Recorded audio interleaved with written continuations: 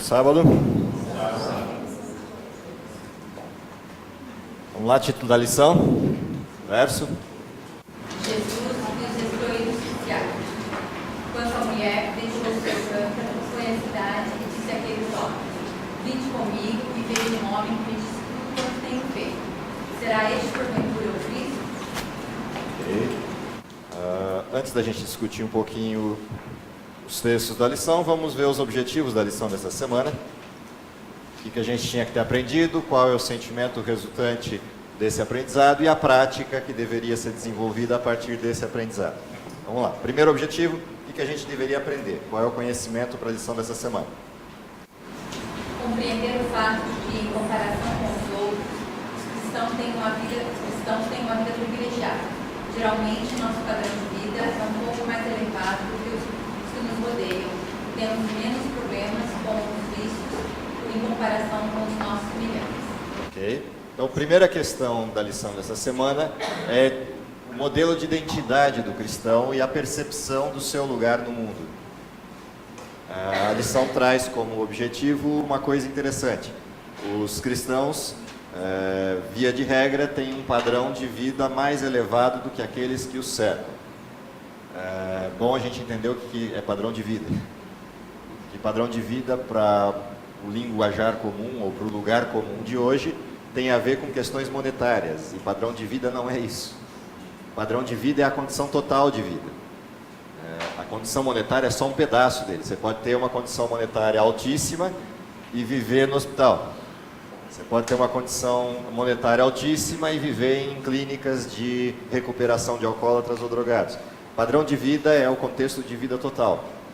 Nesse contexto, os cristãos de fato têm um padrão de vida melhor do que aqueles que os cercam, porque eles não sofrem dos problemas comuns que todo mundo sofre no que diz respeito à conduta do pecado. Portanto, mesmo que coisas difíceis aconteçam aos cristãos, eles lidam com essas coisas de maneira diferente do que aqueles que os cercam.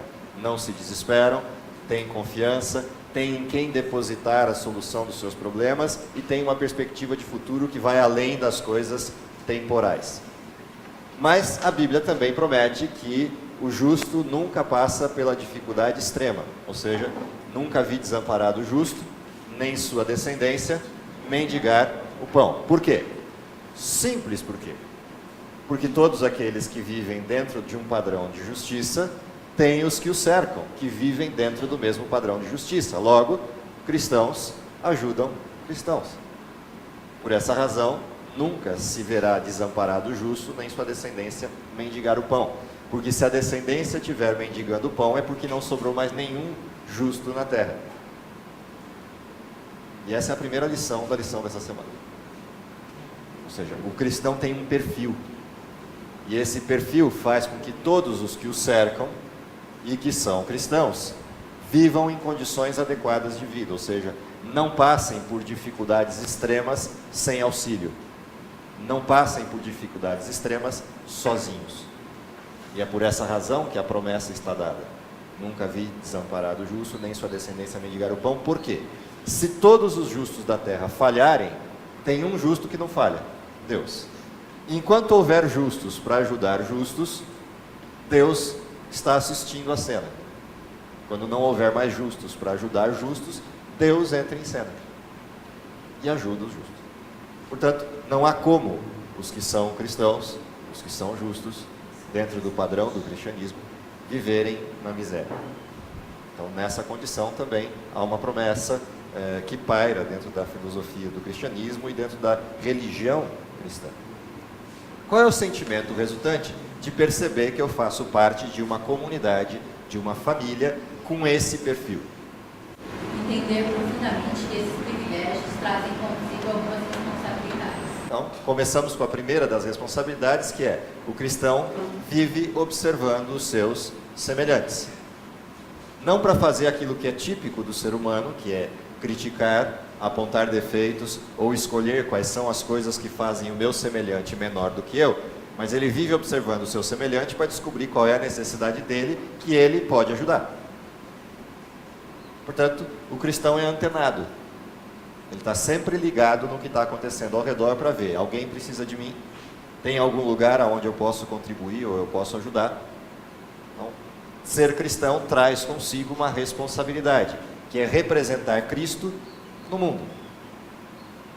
Por todos os lugares onde Cristo ia, o que ele buscava? Tem alguém que precisa de mim? Tem alguém que necessita daquilo que eu posso oferecer? Cristo vivia assim o tempo todo, 24 horas por dia, 7 dias por semana. Esse era o desenho de Cristo. Ele tinha uma razão para estar no mundo, e essa razão para estar no mundo é: alguém pode precisar de mim. A terceira questão, ou seja, qual é a prática que a gente deveria aprender com os estudos da lição dessa semana? Comprometer-se a ser sensível às necessidades dos rejeitados em sua comunidade, assim como Jesus fazia, a fim de erguê-los da humilhação social e econômica. Então, qual é a responsabilidade que resulta em prática? A responsabilidade do estar antenado é entender que existem pessoas que precisam. Sabendo que existem pessoas que precisam e identificando tais pessoas, qual é o comprometimento do cristianismo? Vai, faz. Esse é o comprometimento do cristianismo. Faz o quê? Tira o sujeito da condição de humilhação e coloca o sujeito na condição de cristão. Tira o sujeito da condição em que está e coloca o sujeito na condição de ser filho de Deus. Tratado, visto e analisado como tal, como um filho de Deus. E se é filho de Deus, não há nenhuma razão para estar humilhado, porque Deus é o rei do universo, e qualquer um que é filho dele é príncipe do universo. Essa é a diferença do modelo do cristianismo. Então, voltando ao primeiro objetivo, o que é o padrão que o cristão tem? Ele é filho de Deus, portanto, príncipe do universo. Todo filho de Deus é, por definição, príncipe do universo. Qualquer cristão que não se sinta assim, não entendeu quem é o Cristo e não entendeu quem é Deus. E qualquer cristão que não haja assim para com o seu semelhante, também não entendeu quem é Deus e não entendeu quem é Cristo. Porque todo príncipe do reino de Deus trata os outros príncipes do reino de Deus como irmãos, mesmo que eles não saibam que são filhos de Deus. E principalmente quando não saibam. Então, esse é o desenho do estudo da lição dessa semana. Posto isso, aí a gente pode entrar nos textos da lição da semana e ver quais são os exemplos diferentes que a lição trouxe, de vida de pessoas que careciam de algum tipo de ajuda em alguma área da vida e de que forma Jesus contribuiu para que essas pessoas saíssem da condição de humilhação em que estavam e passassem para uma nova condição de vida. Então vamos para os exemplos da lição. Primeiro exemplo da lição, primeira historinha da lição é de quem? Lembra da historinha? Primeira história da lição qual é? História da vida real. Uma garota que tinha tido filhos fora da idade, fora da condição adequada, levou uma vida de forma impensada. O resultado dessa vida impensada foi um assassinato, e esse assassinato meteu essa jovem numa prisão. Lá na prisão, ela se deparou com alguém que ensinou para ela quem é o Cristo e quem é ela, consequentemente. Descoberto isso, o que essa jovem faz? Ela olha tudo que está em volta e tudo que está em volta se torna nada, frente a essa nova descoberta. Fiz besteira enquanto não sabia quem eu era e quem era meu pai e quem era meu irmão. Agora que eu sei, nada mais importa a não ser servir esse sujeito. Maravilha, a vida dessa jovem está resolvida definitivamente. Está? Não. O que falta? A vida dela está resolvida definitivamente. Mas o que falta? Se ela saísse da prisão nesse exato momento, como todos os outros que convivem com ela olhariam para ela? Como todos os cristãos, dos quais ela agora é irmã, olhariam para ela? A primeira história da lição é uma provocação a um pensar. Como é que eu olho quem peca, quem erra, quem cai, todos os dias, todo o tempo na igreja? Primeiro olhar. Como é que eu olho quem era pecador e conheceu a fé e veio para a igreja? É curioso, porque se essa menina entrasse numa igreja cristã, não importa qual, salvo se fosse a igreja dos parentes da pessoa a quem ela matou, ou de amigos que faziam parte do convívio quando ela cometeu o erro, qualquer igreja cristã onde essa menina entrasse, ela se tornaria o paradigma de um testemunho de conversão. E a igreja a abraçaria como um grande testemunho de fé de alguém que estava perdido e foi encontrado. Maravilha, isso é fantástico. Mas isso me mostra um outro lado da história que não é tão bonito quanto esse. O que teria acontecido com essa mesma jovem se ela pertencesse a uma igreja, tivesse sido criada numa igreja, em uma comunidade, cometesse todas essas atrocidades, fosse parar na prisão, se convertesse e voltasse para a mesma igreja?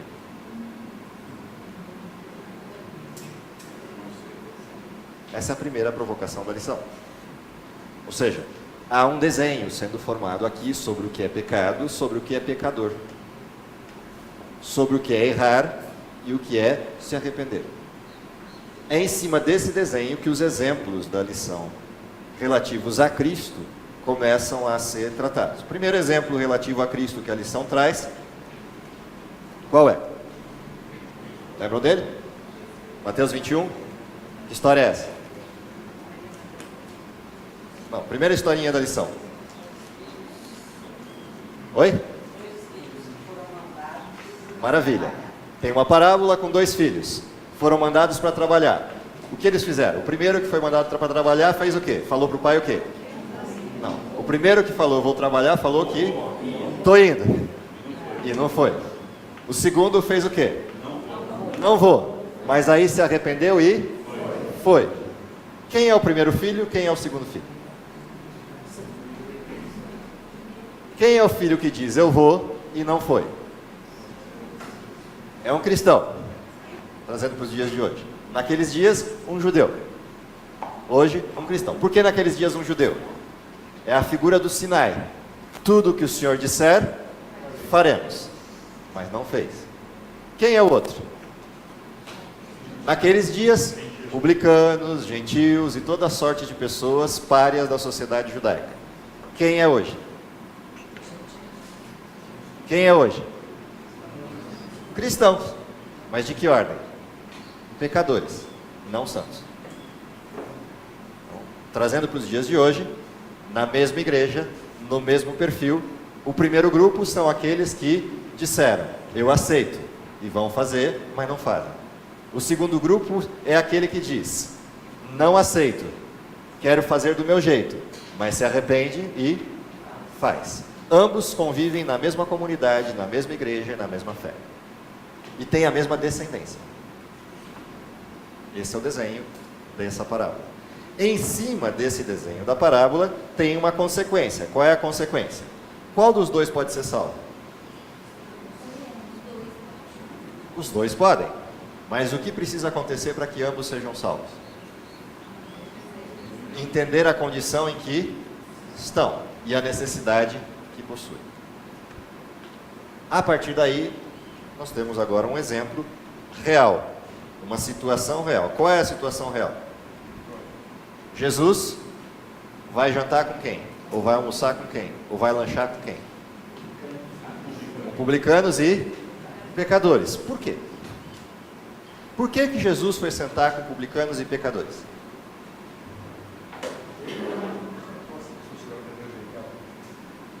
Percebe que a gente... Está certa a resposta, mas ela está certa numa segunda instância. Normalmente quando a gente faz essa pergunta, a tentação nossa é olhar para isso. Jesus se sentou com eles porque eles precisavam, eram pecadores, eram párias da sociedade e precisavam de um Salvador. Mas não foi por isso que Jesus foi para lá. Não, ele também não foi. Embora isso também seja verdade. Ele se sentou com eles porque ele foi por quê? Simples, porque eles convidaram. Só por isso que ele foi lá. Jesus estava passando por um sujeito, viu esse sujeito sentado coletando impostos, viu a vida desse sujeito e a necessidade dele, e fez um convite. Quer me seguir? Qual foi a resposta? Sim. Ele fechou a banca e seguiu. E qual a primeira coisa que ele fez depois que seguiu? Falou, se eu que dentre todos os meus colegas que fazem a mesma coisa, publicanos e pecadores, sou o pior deles, porque eu sou o chefe, portanto eu sei o que eles fazem e ainda mando fazer? Se eu pude ser salvo, eu tenho que contar para todo mundo que eu encontrei salvação. E ele foi e contou. E não só contou, marcou uma reunião em casa. Não só marcou uma reunião em casa, convidou o mestre. E não pôs o mestre em qualquer lugar, pôs na melhor posição. Esse é o desenho, essa é a história. Ou seja, o que está acontecendo ali? O que está acontecendo ali é, Jesus foi convidado. Aí sim, depois de convidado, ele tem que decidir. Aí vem o que o Giancarlo falou, o que falou aqui. Ou seja, depois que ele foi convidado, ele tem que decidir. Vou ou não? Ele olhou para quem convidou e olhou para as necessidades. Não posso deixar de ir. Tenho que ir. E aí foi.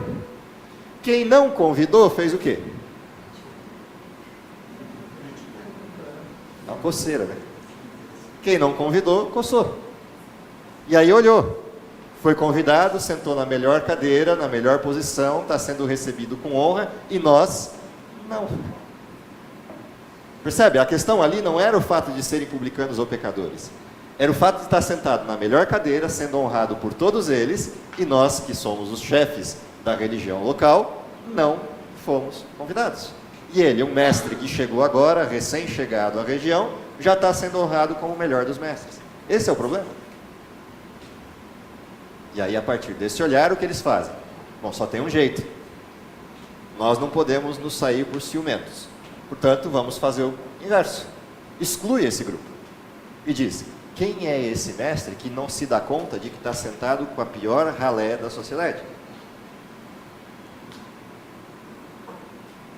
Já que eu não posso ocupar o lugar dele, então eu vou manchar a sua imagem. E aí a resposta foi muito simples. Qual é a resposta? Vocês têm bens? Têm ovelhas? Têm rebanho? Se um do rebanho se perde, você deixa aí? Ou você trancafia os 99 e sai correndo por tudo que é lugar para achar aquele um? E aí vem as outras parábolas da sequência do processo. Se você perdeu uma dracma, se perdeu uma ovelha. Então qual é o desenho da resposta de Jesus? Os sãos não precisam de médicos. Quem precisa? Doente. Mas que tipo de doente? Não é qualquer doente que precisa de médico. Qual é o doente que precisa de médico? O que tem noção de que está doente e quer ser curado. Porque os fariseus estavam doentes, mas não tinham noção de que estavam doentes e não queriam ser curados. Então Jesus ensina duas liçõezinhas para eles, básicas. Esse é o primeiro desenho da história que abre a lição para pontuar quem são as pessoas inferiores. E é interessante porque a lição traz o inferiores entre aspas, e esses inferiores têm vários sentidos entre essas aspas. O primeiro é de que não são realmente inferiores, são iguais.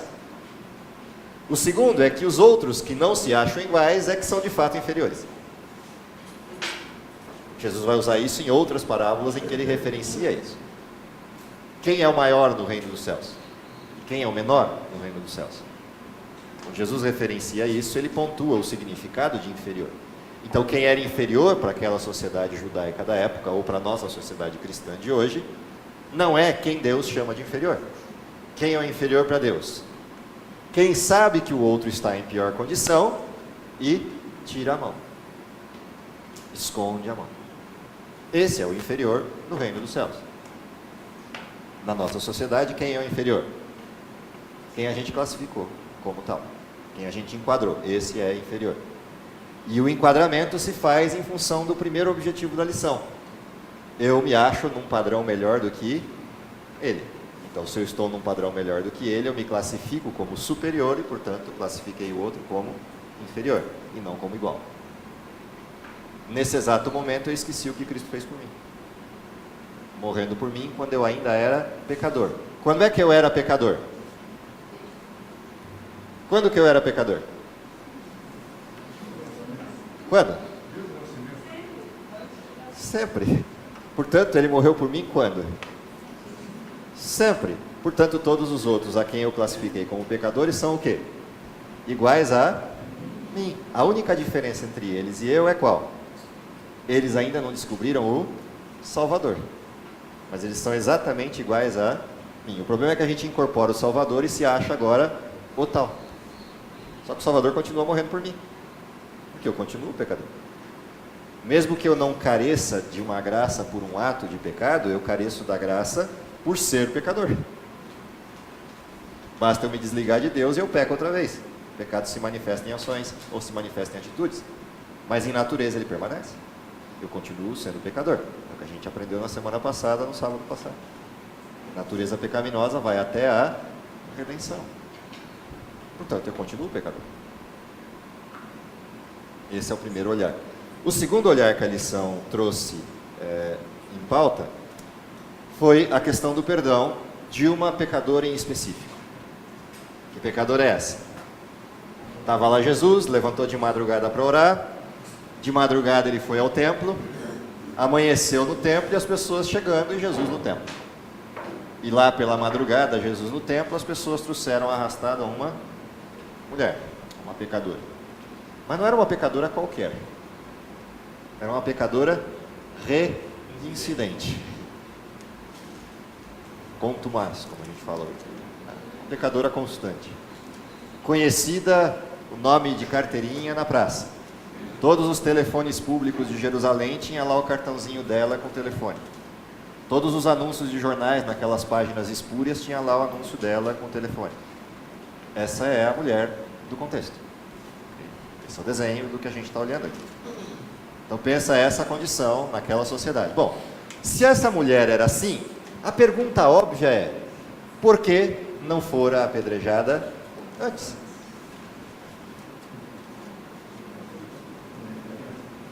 Por que não? Se todo mundo sabia o telefone, sabia onde morava, estava pregado em tudo que é orelhão, igual lá em São Paulo, né? Tudo que é orelhão que você vai em São Paulo, tem lá dúzias de telefonezinhos para você ligar, com todos os tipos de serviços possíveis. Ora, por que ela não tinha sido apedrejada antes? Óbvio, né? Todo mundo tinha na sua agenda o telefone dela, só por isso ela não foi apedrejada antes. Esse é o desenho. Tanto é que se você lê isso fora do contexto bíblico, e vai ler isso na história do Desejado de Todas as Nações, o que você descobre? Quem é um dos sujeitos que se servia dela? O seu tio, tal de Simão, que fazia parte do grupo que estava levando, arrastando. Ele só não foi junto porque senão ele seria acusado de ser o cara do flagrante. Mas a armação foi essa. E tinha que ser essa por quê? Tinha que ser alguém do grupo para não vazar que o flagrante foi armado. E aí tá lá, a sobrinha sendo arrastada e o tio lá, bonzão, quieto, nem apareceu na cena. Qual é o resultado? Chegou para Jesus, foi atirada nos pés de Jesus e uma pergunta básica. O que é para fazer? Porque a lei de Moisés, lembra? Voltamos ao ponto de partida. Qual é o ponto de partida? É a historinha dos dois irmãos. Tudo que o Senhor disser, faremos. O que Deus tinha dito a Moisés? Adulterou? Mata. Mas mata quem? Os dois, os culpados. Porque se foi flagrante, flagrante não se faz com um, se faz com 2, 3, 4 ou quantos tiver. Esse é o desenho. Ali só tinha um. Então, primeiro furo. Mas vem todo mundo com aquele, tudo que o Senhor disser, faremos. Então, a lei de Moisés manda apedrejar você. Percebe que esse você tem algo atrás. Você que se diz maior que Moisés, melhor que Moisés, igual a Deus, diferente de todos, maior do que todos, o que diz para fazer? Qual a resposta de Jesus? Um profundo silêncio. E abaixa e começa a escrever. A pergunta volta com a mesma dimensão, mas com mais arrogância. Quando a pergunta volta, o que Jesus faz? Simples. Quem não tiver com nome na areia, atire a primeira pedra. E por nome, entenda não o nome pessoal, mas o nome do pecado que cada um deles cometeu. O que diz o texto? Do mais velho ao mais moço, cada um foi vendo a lista, entre aspas, e foi deixando a sua pedra, até que não ficou ninguém. E aí só sobrou a pessoa que precisava de Jesus. E a pessoa que precisava de Jesus recebeu de Jesus aquilo que ela precisava. Ninguém te condenou. Por que Jesus perguntou para ela, onde estão os seus acusadores, e ninguém te condenou? Porque o pecado levou essa mulher para onde? Conhece a avestruz? O que a avestruz faz para se esconder? Enfia a cabeça no buraco. E o corpo está de fora. Com a cabeça no buraco não dá para ver o quê? O que se passa ao redor. Quando Jesus pergunta onde estão, o que ela tem que fazer para poder responder? Tirar a cabeça do buraco e olhar em volta. E quando ela olha em volta, o que ela vê? Não tem mais ninguém. Para onde foram? Sumiram no passe de mágica? Para onde foram? E aí ele pergunta, ninguém te condenou? Para ela responder isso, o que ela tem que fazer? Ela não tem que dizer apenas, não, ninguém me condenou. Ela tem que saber por quê. Por que ela poderia ser condenada e por que não foi. Jesus se limita a dizer o quê? Eu também não. O que está por trás do eu também não? Eu posso, porque meu nome não está na areia. Eu sou o autor da lista. Eu sei o que você fez e sei o que cada um deles fez. Ou se quiser no plural, fizeram. Mas apesar disso, eu não te condeno. Só tem um detalhe. Vai, não peca. O que Jesus fez? Primeiro tirou da condição.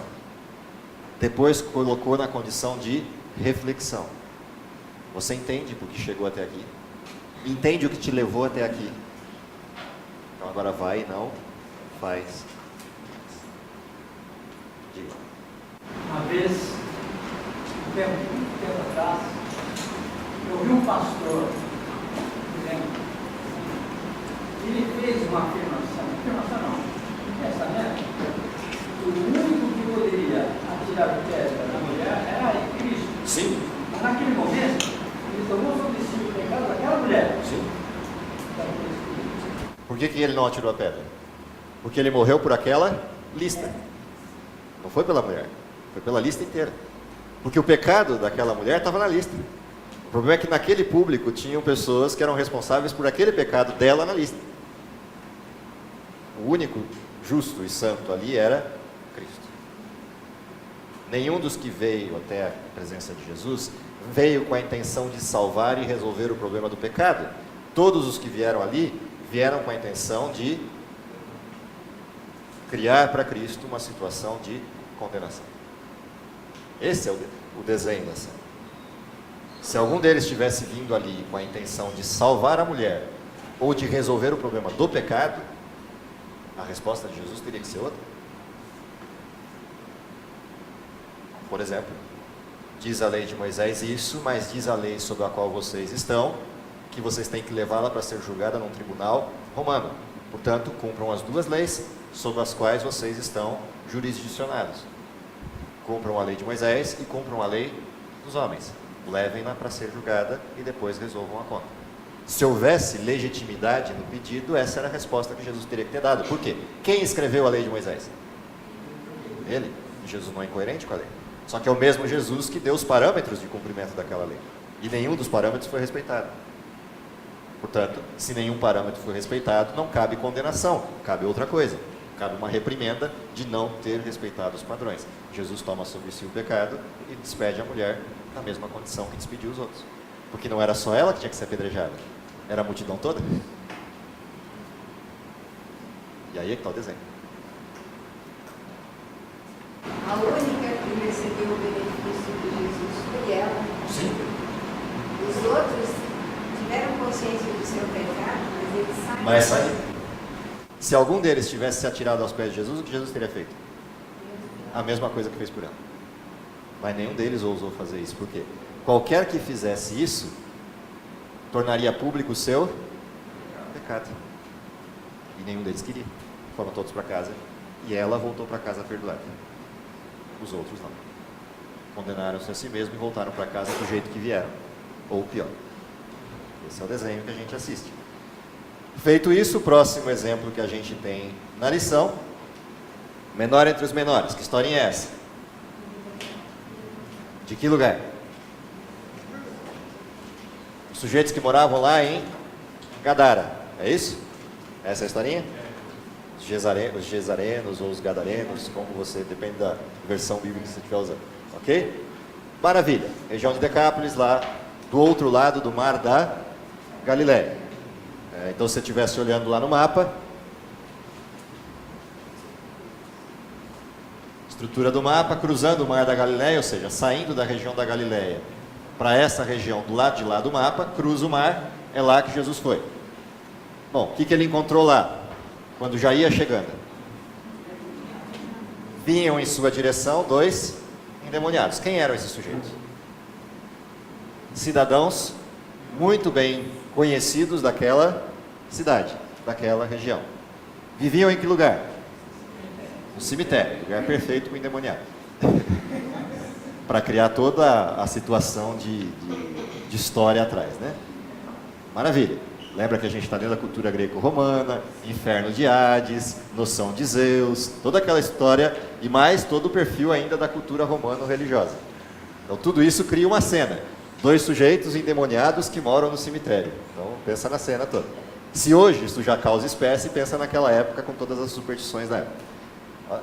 Tudo que faziam com aqueles sujeitos, o que resultava? Amarravam eles, eles escapavam. Prendiam com correntes, eles arrebentavam os grilhões. Portanto, não havia ninguém naquela região que tivesse qualquer dúvida sobre o quê? Sobre que, de fato, aqueles sujeitos passavam por um fenômeno sobrenatural e muito mau. Isso não havia dúvida na região, porque por vários e vários anos eles viviam naquela condição. Antes de Jesus chegar lá, o que já acontece? Jesus havia orado e pedido que os demônios saíssem deles. Quando Jesus chega, o pedido já foi feito. O que aqueles sujeitos saem correndo em direção a Cristo e pedem? A primeira coisa que eles pedem é: vai embora. O que a gente tem contigo? Ou seja, traz isso para a linguagem de hoje. O que você quer aqui no nosso território? Essa é a primeira fala deles.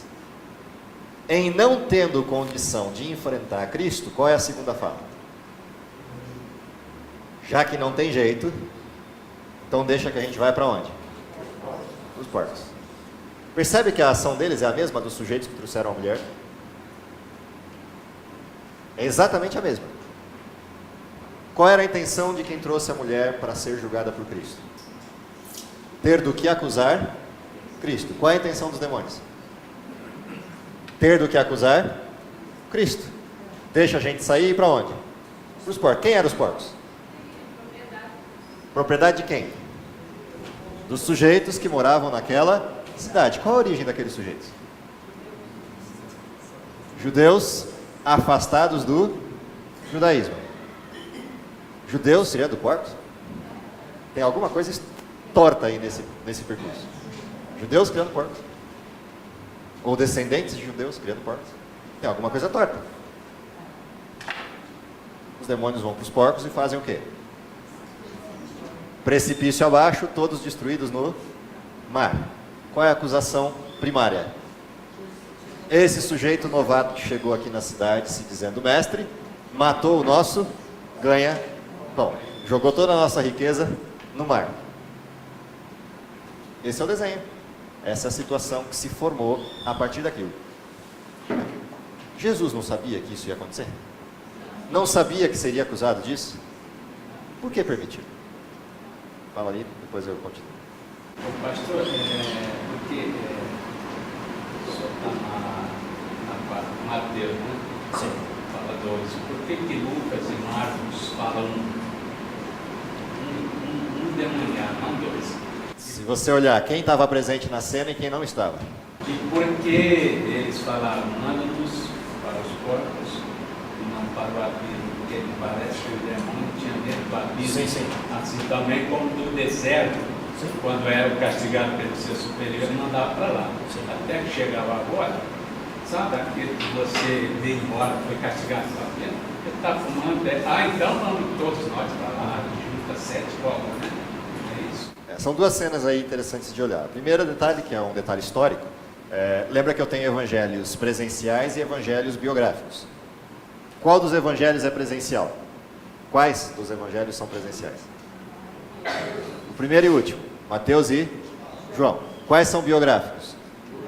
Marcos e Lucas. Nenhum deles conviveu com as cenas. Okay?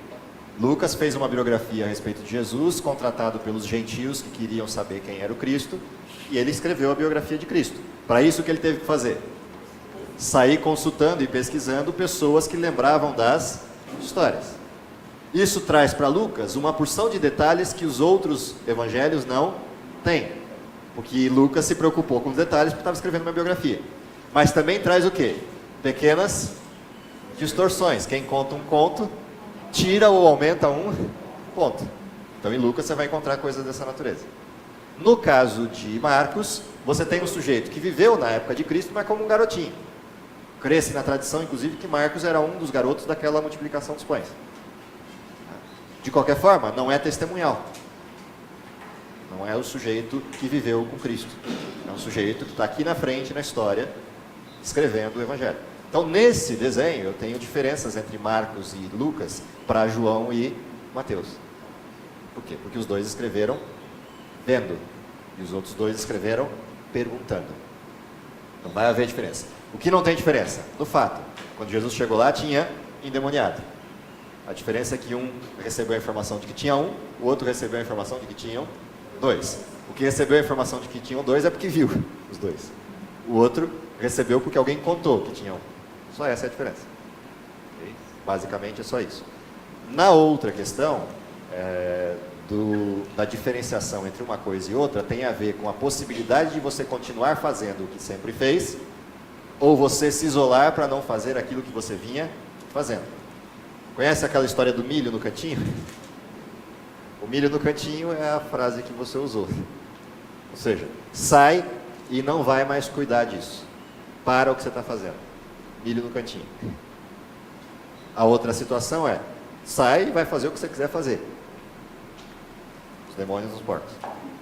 A diferença é só essa. Basicamente é só essa. Em primeira instância, num primeiro olhar básico, é essa a diferença. Dos dois textos. De qualquer forma, qual é a história que está atrás disso? O que Jesus viu que ninguém viu? A possibilidade de 2 novos missionários. Qual foi a frase de Jesus para os 2 sujeitos? Eu não posso ficar aqui, mas vocês são daqui. Voltem para o lugar de onde vocês vieram e contem para as pessoas aquilo que foi feito por vocês. E eles fizeram exatamente isso. A primeira sensação das pessoas foi a de prejuízo. Agora lembra, tem uma história acontecendo atrás. Tem uma história mística acontecendo atrás. Que história mística é essa? Tem 2 sujeitos que moram no cemitério, são endemoniados. Lembra, tem uma história mística aí atrás. Agora os mesmos 2 sujeitos caminham vestidos, bem aparentados, íntegros, convivendo com seus familiares por dentro da cidade, testemunhando. Nós fomos salvos por um sujeito que teve poder para resolver aquilo que por anos a fio nos prendeu. Isso suscitou nas pessoas o quê? Curiosidade e desejo de conhecer quem é esse sujeito. Eles não conheciam a mensagem, não sabiam nenhum pressuposto teológico desse sujeito, apenas sabiam o quê? Esse sujeito nos salvou. E contaram isso, falaram isso. Ao contarem isso para as pessoas, o que ocorreu? Isso foi acendendo a chama no coração dessas pessoas. A próxima vez que Jesus pisou em Decápolis, o que aconteceu? Tinham dezenas, centenas de pessoas querendo saber quem era o sujeito que tinha curado aqueles 2. Qual foi o resultado? Jesus passou alguns dias lá, fez dezenas de milagres, pregou a mensagem e centenas de pessoas aceitaram Jesus. Testemunho de 2 ex-endemoniados. Tem um detalhe interessante na história, e quando Jesus pergunta o nome, tem uma resposta, né? Qual é a resposta? Meu nome é Legião porque somos muitos, ou seja, não eram só. Tinha um exército, uma milícia romana inteira ali, disponível para resolver aquela conta. Mas por que ele não podia ir embora sem entrar nos porcos? Sim, se Jesus quisesse e mandasse, sim. Mas eles não queriam. Eles é que pediram. E é interessante, eles pediram para Jesus algo e Jesus aceitou. Porque Jesus estava vendo o que eles não estavam. O que os demônios estavam vendo? Nós vamos acabar com a possibilidade de ele ministrar nesse lugar. Ou seja, vamos endurecer o chão, vamos encher de espinho e vamos encher de pedra em cima. Para que Jesus não possa testemunhar aqui. Isso é o que eles viram. O que Jesus viu. 2 sujeitos salvos por Cristo, contando o que Cristo fez por eles. O que Jesus fez? Não tenha dúvida. Deixa eles fazerem o que estão fazendo e eu vou mostrar para eles que pessoas inferiores a mim vão ser capazes de acabar com toda a atividade deles nessa região. E os dois vão lá e testemunham. Quando Jesus volta, a terra está arada, fofinha, pronta para fazer o quê? Nada, já estava semeado. Jesus só foi para regar e fazer nascer. Percebeu? Quem semeou? Os dois. Quem arou a terra? Os dois. Quem permitiu todo o processo e fechou a terra fofinha e ainda foi aguando até Jesus chegar? Os dois. Quando Jesus chegou, fez o quê? Fez nascer, que é o que Jesus pode fazer. E ninguém humano pode fazer. O que o ser humano podia fazer, ele deixou os dois fazerem. O que ele precisava fazer, ele foi lá e fez. Fez brotar. Mas esses é dois pedidos. Primeiro, não nos mande Para o abismo. Sim, por quê? Um buraco. Na realidade não tem nada a ver com isso. E o outro, manda-nos para os porcos. Sim. Os porcos desceram justamente Para o abismo. Sim. Mas quando você olha o abismo, entenda sobre essa condição. Não entenda sobre questão física, entenda sobre a questão de isolamento e impossibilidade de fazer o quê? Ou seja, não nos tire desse lugar. Não nos mande de volta para casa. Ou seja, a gente quer continuar dominando nesse espaço. Esse é o pedido. E aí o que eles falam? Nos manda para os porcos. Ao nos mandar para os porcos, nos mantiveram no mesmo lugar. Portanto, continuamos dominando o nosso local. E Jesus falou, ok, vocês acham que pode continuar dominando o local? Faz o que vocês querem. Vão para os porcos. E agora 2 sujeitos vão dominar o local. 2 salvos. 2 justos. 2 santos. Os 2 sujeitos que tinham sido dominados por eles, agora dominam o local. O centro da atenção daquele local se tornam os 2 sujeitos que outrora foram dominados por aquela legião. E esses 2 derrubam todo o serviço daquela legião. Ou seja, Jesus está vendo o que ninguém está vendo. Tem um texto de Ellen White que é interessante sobre isso, né? Cristo olhava para as pessoas não pelo que elas eram ou como estavam, mas pelo que poderiam se tornar a partir do quê? Do contato com Ele. Isso é o que Jesus viu e que os demônios não viram. Esses 2 não estavam conscientes da necessidade que tinham. Sim, estavam dominados. E Deus fez com eles aquilo Que ninguém podia. Ele colocou em condição de aceitação. Na condição de aceitação, Jesus deu para eles uma missão. O que eles fizeram? Abraçaram a missão e foram. Só um detalhe. Os discípulos, quando estavam com ele, não fala que eles não estavam ficando perto de Jesus. Jesus ficou sozinho com os 2. Né? E isso é uma coisa para nós hoje também. Porque às vezes nós colocamos diante de pessoas que a gente vai olhar para elas e fala, isso não tem condição de ser salvo. Mas Jesus salva. Não tem condição de ser salvo por nós. Na nossa condição de falta de fé. Porque se tivesse a mesma fé que os discípulos tinham depois da ascensão de Jesus, ele não precisava nem ter descido lá. Quem podia descer? Qualquer um deles. Porque a mesma cena que a gente assistiu com eles, assiste com os discípulos lá no livro de Atos dos Apóstolos. E os discípulos passando pelas pessoas, já era suficiente para elas serem curadas. Não precisavam nem conversar com elas. Ou seja, o contexto daquele momento é nem os discípulos tinham fé. Esse era um desenho. Sim, não tinham fé. No momento que passaram a ter fé, o medo foi embora. O medo se foi. Uma legião romana contava com 600 homens. Ok? E é interessante que o inimigo, ou seja, o diabo, tinha 600 pessoas dominando ali.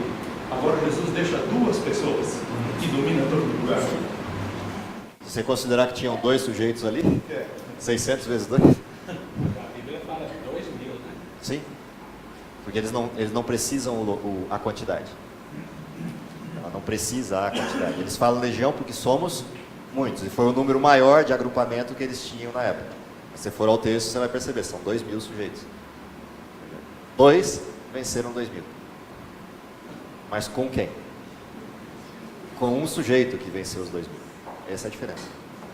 Próximo texto, que é a lição de quarta-feira, é a mulher junto ao poço. Qual é a historinha? Jesus estava indo aonde? Jesus está saindo da região da Judéia, lembra? Belém, Jerusalém. Está saindo aqui da região da Judéia para ir para onde? Para Galiléia. Para ir para Galiléia, ele está passando por onde? Pela região de Samaria. A região de Samaria era uma região tremendamente apreciada por judeus, apreciada pela ira de Deus, que caia fogo do céu e consuma Samaria. O que era Samaria? Lembra da história? Samaria é a região do quê? Do reino do norte. A região onde um rei, que dividiu a estrutura dos reinos, Jeroboão, lembra disso? Fez o que naquela região? Para que o povo do reino do norte não descesse a Jerusalém para adorar a Deus no santuário lá em Jerusalém, o que ele mandou construir? Um santuário lá na região de Samaria. Similar ao santuário daqui, só que com outros deuses, com outro serviço, com outro culto. Portanto, o paganismo se instala em Samaria e se espalha de Samaria para toda a região do Reino do Norte. Esse é o desenho da história que a gente está vendo. Dentro desse contexto, Jesus passa pela região de Samaria e, caminhando pelo meio da terra árida, porque ali tem algumas áreas que são desérticas na região, principalmente a parte de montanhas e pedras, o que Jesus faz? Jesus para junto ao poço. E ali, junto ao poço, ele fala, eu vou ficar aqui sentado um pouco descansando. Que hora era? Meio-dia, só pina. Região deserta. É legal de ficar ali sentado debaixo do sol. Não, Jesus parou junto ao poço, porque normalmente junto ao poço o que tinha? Ou tinham plantas, ou tinha aquelas, que a gente chama de quiosque hoje, que eram postos ali para você deixar os cântaros enquanto vai enchendo e depois você descer até a cidade. E os discípulos foram fazer o quê? Foram para a cidade buscar comida. Porque eles não iam ficar em Samaria, eles iam passar por Samaria e ir até a Galiléia. Então esse é o desenho da história. Quando Jesus para ali, ele não para à toa, ele para por quê? O Espírito Santo disse, tem uma missão aqui. E Jesus para e fica ali. Ficando ali, vem uma mulher, sozinha ao meio-dia. Por que vem uma mulher buscar água ao meio-dia sozinha? Quem buscava água nas cidades? Que mulheres? Quais mulheres iam buscar água? Na realidade, as mulheres que vinham buscar água eram aquelas mulheres entre 15 a 18 ou 20 anos, se fosse pegar a idade de hoje, que são aquelas que não casaram ainda e, portanto, são as mulheres que trabalham em casa junto com seus familiares. Lembra da história de Rebeca? Quando Eliezer foi buscar água, foi buscar uma esposa para Isaac, parou junto ao poço. Quem vinham buscar água no poço? As moças da cidade. Vinham com os cântaros ajudar a família a buscar água. Eram novas, eram fortes, vinham conversando, levavam água para casa, ajudavam a família. Esse é serviço de mulher. Ok? Por que essa mulher veio meio-dia? Porque ela não era a mocinha que se cheire, como diz hoje. Já fazia parte aí de uma lista quase interminável de maridos. E o último da lista não era marido dela, mas ela estava com ele, era marido de outro. Ou seja, era amante do último dos sujeitos. Vinha meio-dia por quê? Porque se viesse, aí sim, tá o puritano, se viesse de manhã, que era o horário que todo mundo vem buscar água, porque ninguém vem buscar água com sol a pino a meio-dia. Vem buscar água de manhã cedinho, quando o sol está baixo e está fresquinho. Aí ela vem meio-dia para não ter que ficar escutando das outras as acusações ou os olhares. Ser comida viva com os olhares. Então esse é o desenho da história. Essa mulher vem meio-dia porque não quer ser vista por ninguém. E a última pessoa que uma mulher que não quer ser vista por ninguém quer encontrar é quem? Um judeu. E não um judeu qualquer. Um judeu com uma veste diferente dos judeus comuns. Com uma veste com uma cobertura de linho, sem emenda, que dizia que ele era o quê? Rabi, mestre. A última pessoa que uma mulher dessa gostaria de encontrar junto ao poço é um rabi. Ou seja, mais do que só as puritanas para fugir, ela agora encontra o pior de todos, um judeu e um rabi. Esse vai fazer acusações até o último fio de cabelo. Primeiro, é samaritana. Segundo, é pecadora. De toda sorte de pecado. É esse sujeito que ela encontra no poço. E aí começa o diálogo. Qual é a história dele? Ele pede para ela o quê? Água. Um judeu pedindo para uma samaritana, pecadora, meio-dia, água. Um rabi. Qual é a história? Ela é estranha. Ela acha estranho. Percebe que ela acha estranho e ainda adverte ele. Olha, eu acho que o senhor não percebeu quem eu sou. Está te fazendo mal, senhor. O sol deve estar batendo na muleira. O senhor não percebeu quem eu sou. Se eu der água, para mim não tem problema nenhum. Mas para o senhor está na roça sem pedir água. Todo mundo que vê o senhor bebendo água que eu der, faz o que com o rabi? Ainda é capaz de sobrar para mim. Vão dizer que eu é que não disse. Sabe aquela história do leproso? Tinha que caminhar dizendo, sou leproso, sou leproso, sou leproso. Ela está fazendo a mesma coisa. Falou, ó, se liga aí, ó. Eu sou samaritana. Não dá para pedir água com um samaritano. O que Jesus faz? Oi? Se você soubesse quem está pedindo, e soubesse mais o quê? Adianta nada. Soubesse que a água que eu tenho é melhor que a água que você pode me dar. Porque a água que eu tenho, se você beber, nunca vai ter sede. Aí a mulher entrou em parafuso. Olha lá, ele acabou de pedir água, o sol está de meio-dia, ele não tem nenhum cântaro, não tem nenhum galão, a água só tem no poço, ele acabou de me pedir água e está dizendo que tem água? E que a água que ele tem, quem bebe, nunca tem sede? Como diria o meu sobrinho, pirou na batatinha. Tá doido? Tá maluco? Qual é a sequência da história? Eu quero dessa água. E aí a história mudou. É exatamente a história de Mateus, a história dos endemoniados. A história mudou. Ela tem um giro de 180 graus na história. Diga. Chegou ao final mesmo aqui. Eu tenho que Jesus ele quebra todos os paradigmas. Especialista nisso. Ter jogado, pedido água para ela, fez com que ela quebrasse o paradigma da água, né? E aí fez com que ela retomasse, refletisse e chamou a atenção dela de uma maneira que ela teve que realmente aceitar e... Percebe? O que ela veio preparada para ouvir é acusações. E de repente Jesus desvia o assunto e puxa a conversa. E quando ele puxa a conversa, quebrou os paradigmas. A partir daí, as barreiras caíram. Não, ela sabia que ele era judeu e que era um rabi. Quando ele quebra os paradigmas e se oferece para ajudar, a partir daí ela rompe com os paradigmas dela. Os paradigmas dela quais eram? Ela olhava para aquele sujeito e falava, é um judeu que vai me acusar. Agora eu tenho um judeu me oferecendo ajuda. Isso não existe.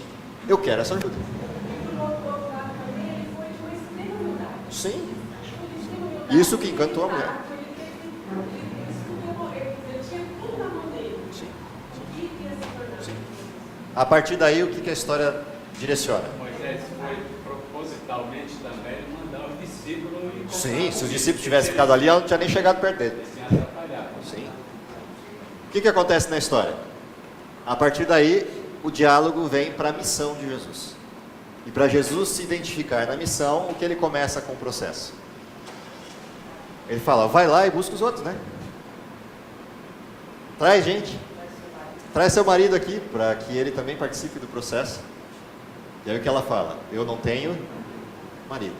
E aí Jesus vai ao centro do problema. De fato, você está falando a verdade. Você não tem marido.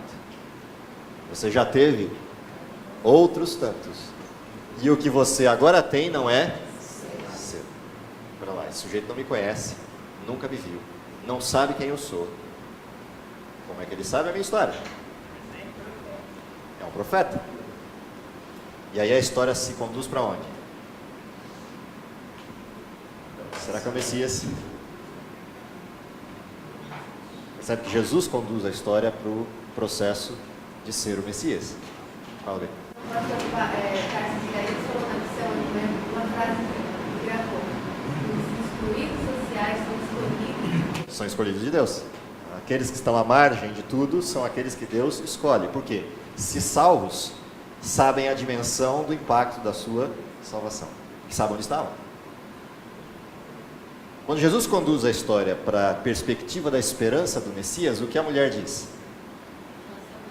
Eu sei a respeito dele, eu sei que ele virá, e mais do que isso, estou esperando.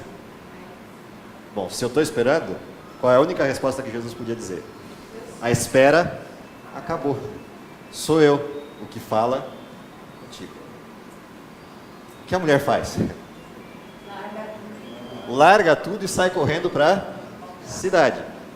Ela ainda não tem certeza absoluta de tudo, mas o impacto foi tão grande que ela volta para a cidade para contar o quê? Tem lá sentado junto ao poço um que me disse tudo o que eu tenho feito. E ela faz uma pergunta para o público: será esse o Messias? Olha as coisas que acontecem com essa mulher. Primeiro, o impacto é tão grande que ela deixa tudo. A segunda coisa é que ela chega lá e faz o quê? Por que ela foi meio-dia para o poço? Para não ser vista e não ser acusada. E agora ela está no meio da praça, dizendo para todo mundo o que ela faz. E porque ela disse para todo mundo o que ela faz, e que tem alguém que nunca a viu e descreveu isso, isso gerou na mente das pessoas o quê? Mesmo que gerou quando os endemoniados contaram a respeito do que foi feito por eles. Curiosidade. E todo mundo parou o que estava fazendo para fazer o quê? Ir até lá para conferir se a história dela era verdade. Por quê? Ou ela ficou louca e está contando para todo mundo o que fez, ou o que ela falou é verdade. Vamos ver. E ao chegarem lá, o que encontram? Isso é o fim da história. Quem chegou antes? Quem chegou antes foi a mulher. Porque ela avisou e voltou correndo. Os outros tiveram que deixar o que estavam fazendo para segui-la. Ela chegou primeiro. Quem chegou depois dela? Os discípulos. E vem Jesus conversando com quem? Com ela. Aí a coisa azedou. Para onde os discípulos desviam Jesus? Sai daí de perto e vem comer. Qual é a resposta de Jesus? Vocês não sabem o que é comida, eu sei.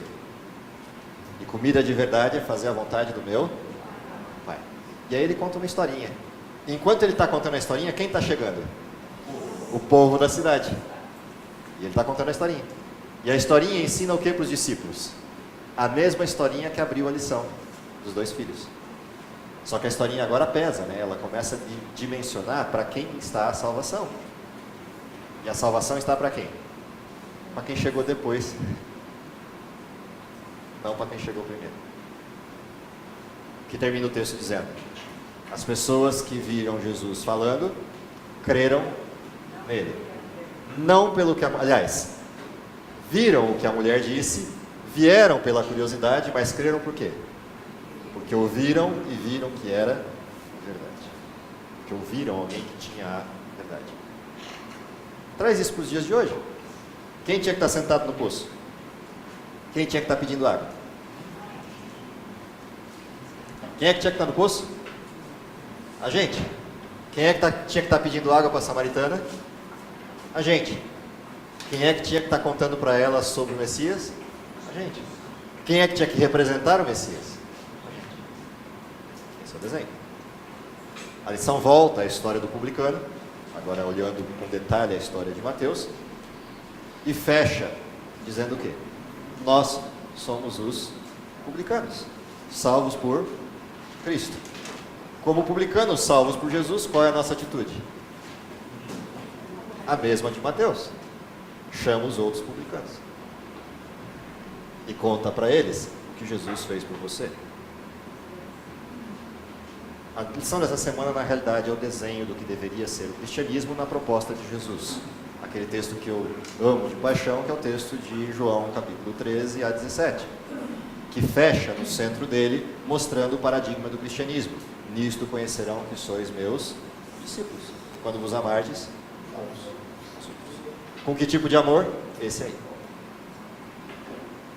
Sem acepção de pessoas, sem resistência ao perdão, sem resistência ao pecado reincidente. E essa é a parte mais difícil do cristianismo. Se perdoar um pecado inicial já é difícil, perdoar a reincidência dele é impossível. E é exatamente porque é impossível, Deus só pede isso a quem?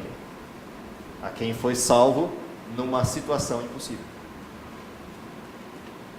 Ou seja, estava morto e foi ressuscitado. Se o cristão se sente assim, não há pecado que ele não seja capaz de agir com o pecado. Não há situação desgraçada que ele veja como fim da linha.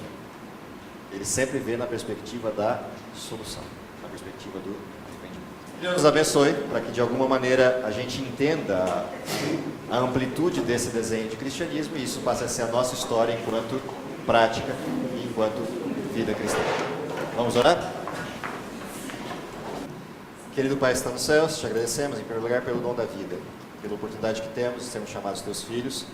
Te agradecemos pelos exemplos maravilhosos na história de Cristo, que nos fazem refletir a respeito do significado do amor, do significado do perdão, do significado da ajuda, mas principalmente do significado da salvação, de alguma maneira apresentada a nós na nossa história de vida, quando ainda éramos pecadores.